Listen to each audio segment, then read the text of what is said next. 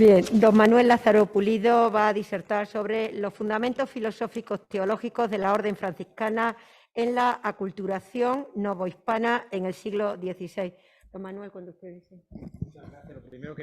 Lo primero que quiero hacer es agradecer a todos los organizadores del evento por reunirnos aquí en torno a una figura, como hemos dicho, para algunos, para mí también, en parte desconocida, y también en torno a un monasterio como es el de Nuestra Señora de Guadalupe, entonces de los Jerónimos, ahora regentado por los franciscanos. Y ello me ha permitido conocer a personas que nos conocíamos de lecturas y ahora pues no hemos podido poner cara y eso siempre es muy agradable. Y después también volver a un monasterio al que yo le tengo mucho cariño, Fray Guillermo, que fue mi provincial cuando yo era novicio. No, parece que no fue muy bueno, pero lo hice con todo el cariño. Pero bueno, no fui muy buen novicio para ser fraile, pero sí que me he dedicado a partir de entonces toda mi vida a pensar el pensamiento franciscano. Doy gracias a todos. A Sístor iba a dar gracias, pero no le voy a dar del todo gracias porque no se puede ponerme a hablarme a la hora de la siesta. Yo a esta hora siempre estoy dormido, Sístor, ¿verdad? Entonces, pero por ser tú, te lo vamos a perdonar. En definitiva, muchas gracias a todos. Estoy muy contento, muy ilusionado de poder estar aquí.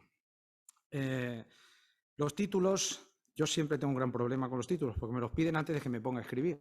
Entonces, claro, yo doy un título, cuando me pongo a escribir lo que digo no tiene nada que ver con el título. Porque, no, pero voy a hablar de cosas de estas, pero no voy a ceñirme a todos los fundamentos, pues sería imposible.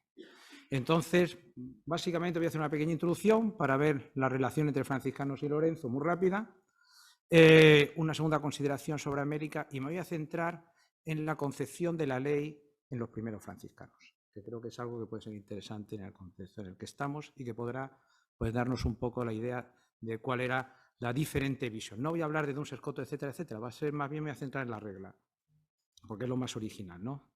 Y he de decir, a pesar de todo, que en esta época los franciscanos tenían una gran voz a la hora de hablar sobre la ley. Y quiero recordar la figura a la cual he dedicado mucho tiempo de mi trabajo sobre Alfonso de Castro, que es uno de los grandes. Para mí es el que hizo el primer gran tratado de derecho penal, ¿no? Entonces, de potestatis legis penalis, ¿vale? Porque el derecho penal existe antes de Beccaria, aunque parezca mentira. Entonces, pues, la escuela ibérica de pensamiento, yo no la llamo la escuela de Salamanca, porque la escuela de Salamanca es una cosa más determinada. La escuela ibérica de pensamiento tenía grandes figuras y una de ellas fue Alfonso de Castro, teólogo, predicador, le llamaban jurisconsulto, el mejor de los jurisconsultos de su época, franciscano, teólogo imperial, lógicamente, y es contemporáneo de Lebrón, ¿vale? Y por tanto una gran figura y un gran pensador que expondrá una teoría de la ley un poco diferente, bastante diferente a Vitoria, pero de gran repercusión, toda vez que sus obras fueron los grandes bestsellers de la época. Bueno, entonces, en este sentido, quiere decir que la ley en los franciscanos tiene un peso específico. Bueno, no voy a hablar mucho, aunque tenía apuntado lógicamente, pero como hay aquí tantos especialistas, sobre la figura de Lorenzo Lebrón, pero simplemente, como sabemos, lleva a Nueva Galicia en 1548 y no va a tener un inicio, y va a tener un periodo convulso, no va a ser fácil su camino, ¿vale? Sobre todo a partir de la célebre disputa mantenida con el oidor alcalde mayor Pedro Morones, ¿no? Y su oculta y velada acción contra él mismo y Contreras y Guevara. La realidad es que, sea como fuere, él, al ir a Compostela, es bien recibido como señala Rafael Diego Fernández, fueron muy bien recibidos, en especial Lebrón, por el virrey y por los franciscanos, quienes de inmediato escribieron una carta al rey defendiendo con todo vigor a Lebrón. Es decir, Lebrón va a tener una gran afinidad con los franciscanos. Los franciscanos van a ver en Lebrón un personaje realmente interesante, una persona que va a ser evidentemente defendido. En 1551, el visitador de la audiencia de la Nueva Galicia, por comisión del virrey Luis de Velasco, Diego Ramírez, dirá de Lebrón de Quiñones que es varón celoso del servicio de vuestra majestad y bien de estos naturales. Sin embargo, no eran de esa opinión el Cabildo del Ayuntamiento de la ciudad de Compostela, quienes en una carta dirigida a Felipe II informarán que en ninguna manera a vuestro real servicio ni a la perpetuidad de este reino no conviene que semejantes personas en él ni aun fuera de él tengan cargo de justicia, porque no cometan las maldades, deshonras de buenos y estrupos de mujeres casadas y doncellas y solteras hicieron así españolas como las naturales de la tierra. En definitiva, había una opinión dispar, lógicamente, pero bueno, de eso evidentemente Cristina Sánchez pues, nos ha informado muy bien y yo estoy aquí para aprender, estoy como decía Juan de Salisbury, como, ¿verdad? Enanos en hombros de gigantes. ¿No? Bueno, la historiografía ha ido pergeñando la figura de Lebrón de Quiñones como un defensor de los indios en la medida que recogen el testimonio de los frailes franciscanos. Y es que la relación sumaria que Lebrón de Quiñones escribió de la inspección que llevó a cabo entre 1551 y 1554 a 200 pueblos de Nueva España señalaba sin ambaje y denunciaba los cargos, excesos y malos tratamientos hechos a los naturales, a los que hacían trabajar con tan poca caridad y refrigerio como si de parte de nuestra nación no hubiera cristiandad ni temor de Dios. No hacía Lebrón sino poner en práctica las leyes nuevas que señalaban la defensa de los derechos de los naturales y que habían defendido los franciscanos, en tanto que implicaban la abolición de la esclavitud y que, por lo tanto, el indígena fuera considerado un vasallo de la corona y no del encomendero. Bueno, de cierta manera, pues lógicamente, Lebrón va a tener, voy resumiendo un poco, si no quiero centrarme en el otro, va a tener problemas, no solo con el Cabildo, con el Ayuntamiento, con la autoridad civiles, sino que también después, a partir de la célula real del 4 de septiembre de 1549, va a surgir una disputa que se va a entender también del por qué los franciscanos acogían de buen agrado a Lebrón. Y era porque los franciscanos no solo tuvieron disputas con los encomenderos, sino también con el propio clero secular. Y aquí se pone en manifiesto algo que no solo se da en América, sino que se va a dar en parte también en la península, es decir, y que surge ya desde el siglo XIII, es decir, las disputas que van a tener las órdenes mendicantes con el clero secular, normalmente. ¿Vale? Esta cédula real del 4 de septiembre de 1549 establece un nuevo tributo que se le sumaría al que se le hacía al rey. Este tributo no solo afecta a los encomenderos, sino también a los indígenas.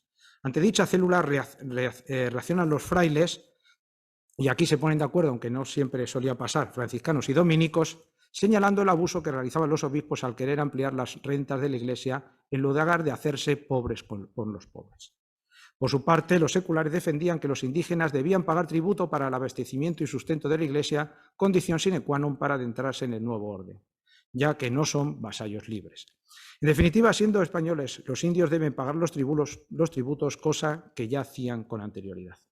La reacción franciscana fue contundente, como señala María Inés Aldao. A esto las cartas colectivas de los franciscanos responderán, en primer lugar, que no todos los pueblos lo hacían. En segundo lugar, que los tributos impuestos por la Iglesia son infinitamente más altos que los previos. En tercer lugar, tópico recurrente en el epistolario, que los indígenas, aún nuevos en la fe, pueden sentir que se les cobra por los sacramentos, lo cual les espantaría y alejaría de la religión. Efectivamente, estas medidas se presentaban contrarias al esfuerzo evangelizador, que es uno de los grandes fundamentos que tiene en cuenta los franciscanos. Es decir, ellos van a evangelizar. Evangelizar significa dotar de plena humanidad a aquellos que están allí. No es de dotar de una ideología, sino de humanizarlos, porque si no, no se puede evangelizar. A todo ello, el informe al rey por el Cabildo Eclesiástico de Guadalajara acerca de las cosas de aquel reino, escrito el 17 de septiembre del año 1569, desvelaba la tensa relación aún existente entre el clero diocesano, encarnado especialmente por el Cabildo, y el clero religioso, en este caso el franciscano, que era la única orden religiosa que estaba presente. La figura de todo esto va a ser Fray Pedro de Ayala, que era el obispo franciscano entonces.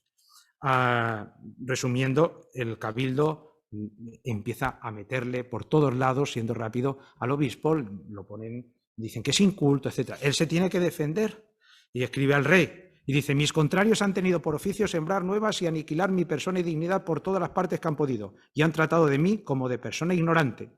Yo oí mis artes, filosofía y teología y gasté buenos años en esto, en Alcalá de Henares, en San Francisco y en el Colegio San Pedro y San Pablo. Ojo, era un colegio donde iban los becados buenos de los franciscanos, no iba cualquiera allí, ¿vale? Alfonso de Castro fue el primer becado, por cierto. Que está contiguo al Colegio Mayor, donde fui colegial y guardián y no fui de los que menos trabajaron. Este citado informe no escatimaba atributos negativos sobre Lorenzo Lebrón de Quiñones. Hay varios, leo alguno. Y como los vecinos del reino ven que los tornan a proveer en sus cargos, no se atreven ni osan decir lo que sienten o saben acerca de sus vidas. Parécenos que sería cosa muy acertada de que Dios sería servido y su majestad que los jueces que son residenciados no se vuelvan a los mismos cargos, porque si por la residencia resultan culpa contra ellos, como hombres guardan su pasión y hallando ocasión, aunque sea pequeña, luego la ejecutan, como por experiencia se ha visto y se ve cada día referente a Lebrón. Incluso se alegran de que dirían, bueno, la providencia hizo que muriera antes de venir, ¿no? Vale. En todo caso, no parece que la amistad de Lebrón con los franciscanos fuera una relación bien vista, toda vez que en relación con los franciscanos, si bien ponderan su celo misionero, todos han trabajado y trabajan en la conversión y doctrinidad de los indios con mucho cuidado, lo mejor, piensa el Cabildo, es que se dediquen a su misión de forma controlada. Digamos que los franciscanos no son de fiar, hacen lo que les da la gana. Dicen, no consienten que el prelado ponga curas con quien descargue su conciencia, ni ellos quieren dar cuenta al prelado de sus ovejas, ni se quieren encargar de ellas, ni le dan los padrones de las confesiones, porque dicen no ser obligados a dar cuenta al obispo de cómo administran más de lo que ellos pudieran y quisieran. Y el obispo pasado, como era fraile religioso, Ayala, de la misma orden de San Francisco, permitía que los frailes lo mandasen todo y no se les daba nada. La disputa de los encomenderos, encarnados en el Cabildo, y el clero secular y Lebrón de Quiñones, y el clero regular, implica el enfrentamiento de dos lógicas, de dos modos de entender el significado de una conquista, y permitirme un poco el juego. Una hace referencia a lo que dirá, siguiendo la definición de la primera, a la acción y efecto de conquistar una cosa, otra a la persona cuyo amor se logra. Los franciscanos entienden la conquista como aquella persona cuyo amor se logra. Porque Dios es amor y hay que darse al amor y van a evangelizar en el amor. Más aún, es el único proyecto que entienden, el único sitio donde se puede hacer. Este último sentido de inflamación, de amor y ardor